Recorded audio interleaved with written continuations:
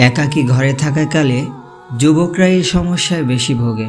হঠাৎ খারাপ চিন্তা উদয় হয় আর অমনি ঝাঁপিয়ে পড়ে। কিছুক্ষণ আগেও মানুষটা ভালো ছিল, আচানক পরিণত হলো ভিন্ন এক সত্তায়। আসলে যে কোনো গুনাহ শুরু হয় চিন্তা থেকে। প্রথমে মন গুনাহটা নিয়ে ভাবে, কল্পনা করে, তারপর কাজে রূপ দেয়।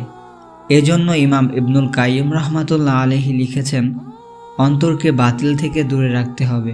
মনে বাতিল ধারণা এলে তা ঝেড়ে ফেলে দিতে হবে। তা থেকে মজা লুটা যাবে না, প্রতিনিয়ত তা বয়ে বেড়ানো যাবে না, নয়তো তা আপনাকে দেউলিয়া করে ছাড়বে। শুধু উপরের বাস্তবতাটুকু জানাই যথেষ্ট নয়। লক্ষ্যে পৌঁছানোর জন্য এবং বান্দা হিসেবে পূর্ণতা পাওয়ার জন্য দরকার কঠিন পরিশ্রম।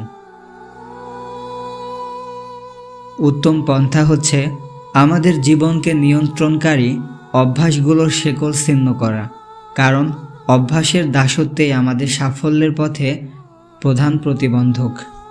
আমাদের উচিত ফিতনার স্থান এবং প্ররোচনার পথ পরিহার করা।